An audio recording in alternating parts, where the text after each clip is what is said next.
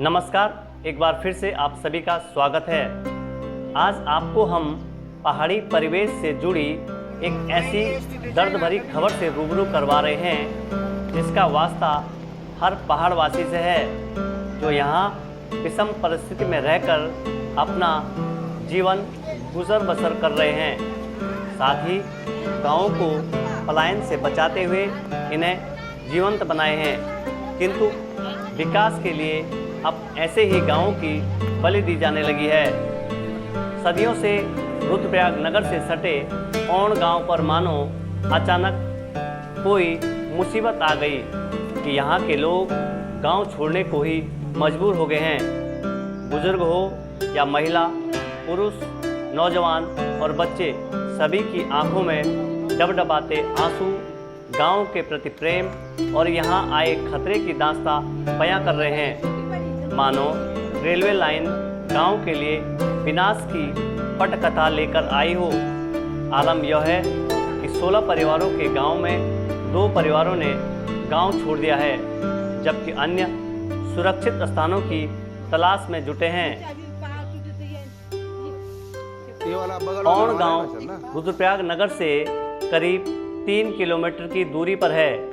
गांव के ठीक पीछे ऋषिकेश कर्णप्रयाग रेल लाइन की सुरंग बन रही है, जिससे यहाँ लगातार विस्फोट हो रहा है। औण गांव में पहाड़ी से बड़ा बोल्डर आने से एक मकान बुरी तरह क्षतिग्रस्त हो गया है, जबकि यहाँ बोल्डर गिरने का भय लगातार बना है। पहाड़ी के पीछे रेलवे की सुरंग बनने से आपदा की स्थिति पैदा हुई है। ग्रामीण बताते हैं कि उनकी दिन की चैन, रातों की नींद उड़ गई है। हालांकि गांव में प्रशासन, आपदा और रेलवे की टीम ने निरीक्षण किया, किंतु ग्रामीणों की परेशानियां अभी जस की तस बनी है। पूरी तरह खतरे की जद में आए गांव के लोग अब स्वयं सुरक्षित स्थानों की ओर जाने लगे हैं। एक परिवार डांगसेरा में चले गया है तो दूसरा परिवार पुनाड़ की तरफ शिफ्ट हुआ है। एक अन्य परिवार ने गांव के आगे ही सुरक्षित जगह शरण ली है। अन्य परिवार भी खतरे की जद को देखते हुए सुरक्षित स्थानों की तलाश कर रहे हैं। ग्रामीण अब गांव के विस्थापन की मांग कर रहे हैं। उनका कहना है कि यहाँ हर समय आपदा का भय बना है। लगातार बारिश और पहाड़ी से पत्थर गिरने का भय गांव में रहने के लिए डरा रहा है। ग्रामीण अब अपनी सुरक्षा के लिए सरकार से विस्थापन की मांग कर रहे हैं।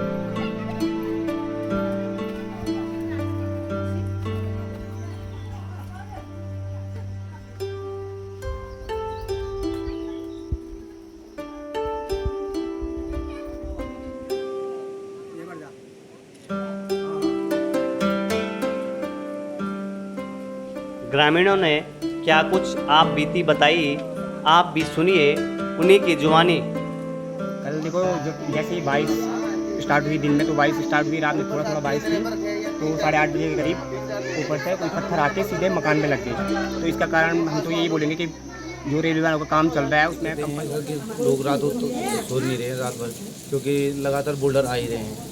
परसों फर्स्ट बोल्डर आए, उसके बाद कल 2 आए और कोई सुनने को तैयार नहीं। प्रशासन मौन है। पटवारी भी फर्स्ट दिन आया था, तहसीलदार जी भी, उसके बाद कोई प्रशासन नहीं, कोई रेलवे वाले नहीं। रेलवे वाले कहते हैं कि यहाँ मशीन लगाएंगे, टेस्टिंग मशीन, तो कोई टेस्टिंग मशीन नहीं, रेलवे वाले भी गए, सब धोखे में हैं। यहाँ बहुत दिक्कतें हो रही हैं। यहाँ ऊपर से बहुत ज़्यादा पत्थर गिर रहे हैं। फिर हमने वो रेलवे वाले तो आए थे, उनको बोला था हमने कि भाई देख लो, भाई यहाँ पे देखो, आपने यहाँ पे ब्लास्टिंग की तो कितने पत्थर आ रहे हैं यहाँ पे। फिर उन्होंने बोला कि हम यहाँ पे टेस्ट करने के लिए लाएंगे कि ब्लास्टिंग से आ रहे पत्थर की वजह से आपदा से आ रहे हैं। तो ना तो आए, उन्होंने बोला कि हम शाम के टाइम आएंगे, नहीं आए, शाम को भी नहीं आए। फिर उनको कल भी फ़ोन किया कि यहाँ पे पत्थर आ गए, तो वो तभी भी नहीं आए। वो उल्टा बोल रहे कि हम क्या करेंगे, हमारे कारण ये पत्थर नहीं आ रहे। फिर हम कहाँ जाएंगे, हमारा पूरा घर टूट गया। वहाँ ऊपर यहाँ पत्थर आए, पत्थर तेज़ी से आ रहे हैं कि अगर हम अंदर होंगे तो हमें पत्थर, हम जब तक ऐसे सोचते कि हम बाहर जाएंगे तब तक पत्थर अंदर घुस गए। हमें पता ही नहीं चल रहा कि पत्थर कब आएगा कब अंदर, क्योंकि पत्थर है बहुत ऊपर और इतने बड़े पत्थर आ रहे हैं कि मतलब वो खुद बोल रहा था, वो जो रेलवे वाला वो खुद बोल रहा था कि ये मशीन से भी नहीं निकलेगा, इतना बड़ा पत्थर है। और मुआवजे के लिए बोल रहा हूँ उनको कि ये 5,000 का मुआवजा देंगे हम आपको।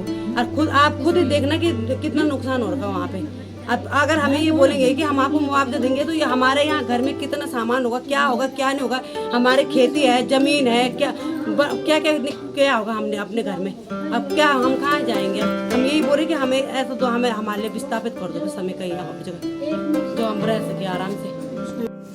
आपको दिख ही रही है कि क्या स्थिति है। 5-6 दिन से गांव में पूरा भय का माहौल बना हुआ है। पिछले 8 महीने से रेलवे की ब्लास्टिंग हो रही है। हम उन्हें लगातार सूचना दे रहे हैं कि ब्लास्टिंग बहुत तेज हो रही है, हमारे गांव में दरारें पड़ रही हैं, लेकिन वो सुनने को तैयार नहीं है। और प्रशासन तो मूक दर्शक बना हुआ है, केवल आते हैं और आश्वासन देके चले जाते हैं। जबकि वर्क फील्ड में होना है भाई, यहाँ पे क्या है, कुछ ट्रीटमेंट होना है या विस्थापन की होनी, क्या चीज़ें होनी है वो धरातल पर आके होनी, लेकिन वो आने को तैयार नहीं है। क्या नाम है आपका? मेरा नाम बीना कपरान है। हम यहाँ बहुत परेशान हो गए हैं। 4-5 दिन से बहुत सारे पत्थर गिरे हैं और हमने मजबूरी में कमरा खाली कर रखा है। हमने वो भी छोटा मोटा सामान ले गए थे कि हमने सोचा इतना तो ज़्यादा होगा नहीं नुकसान, लेकिन उसके बाद जब मैंने आधा सामान उधर ले गई तो उसी दिन रात शाम को 3 बजे बड़ा सा पत्थर आया ठीक मेरे कमरे के पीछे, जहाँ से मैं आधा सामान ले गई थी। और मैं ऐसे परेशान होकर मैं फिर दोबारा वहाँ से यहाँ आ गई 3 बजे। और ये मेरा सामान यही है, बाहर पे छोड़ रखा है, कुछ मैंने नीचे के गाँव में डाल दिया, कुछ मैं उधर के गाँव ले गई। मजबूर में उठा कर मैंने सामान में क्लास में किराए भी कहाँ से दूँगी, मेरी 6,000 में ऐसे अपना घर गुजारा कर बच्चों में पाल थी। अब मैं कैसे करूँगी? वो तो मैं मजबूरी से चले गई वहाँ हाथ जोड़ने के लिए, मुझे आने दो यहाँ। अब मैं कहाँ जाऊँगी? मेरी सरकार से यही गुजारिश है कि हमें यहाँ से विस्थापन चाहिए और हमारी यही मांग रही थी, हमारे सारे गाँव की यही मांग रही थी कि हमें विस्थापन चाहिए और कुछ नहीं। मुआवजा वो तो बाद में देंगे, जब हम मर जाएंगे तो तब हमने क्या करना उसका, हमें अभी चाहिए। हमें जब तक हम जीवित हैं तब तक वो अगर कुछ कर सकते हैं तो हमारी सरकार से यही गुजारिश है।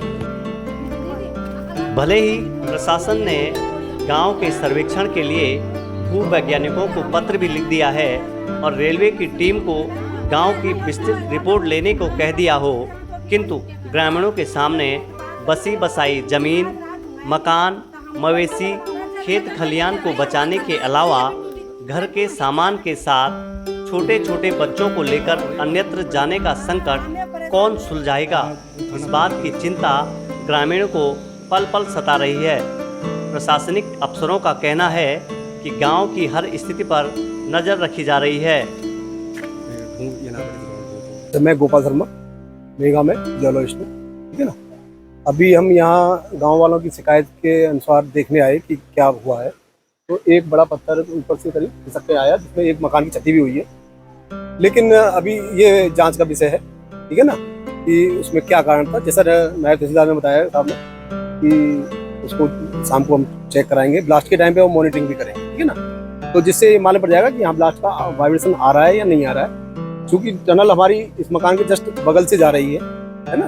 तो देखें, उसके लिए हमने दिसंबर के महीने में यहाँ प्री कंस्ट्रक्शन सर्वे कराया था। प्री कंस्ट्रक्शन सर्वे का मतलब कि जब कंस्ट्रक्शन हो जाएगा उसके बाद क्या स्थिति रहेगी और पहले क्या स्थिति थी, दोनों में कंपेरिजन करके उस हिसाब से आगे की कार्रवाई की। जो हमने देखा पत्थर गिरा है, तो गांव वालों का कहना है कि जो यहाँ पे ब्लास्टिंग हो सकता है उससे गिरा हो।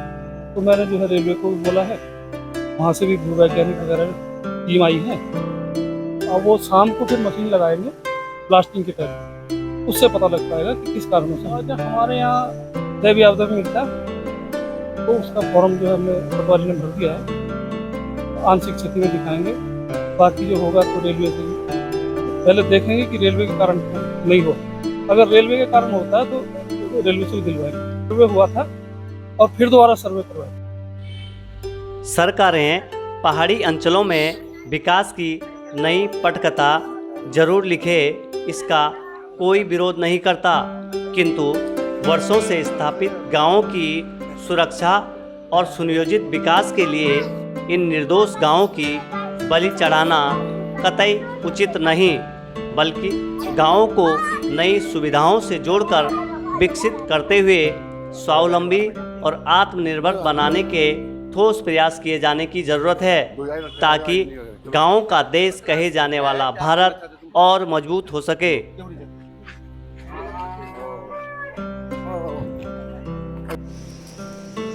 अभी के लिए बस इतना ही। अगली नई खबर के साथ फिर आपसे मुलाकात होगी। तब तक के लिए नमस्कार।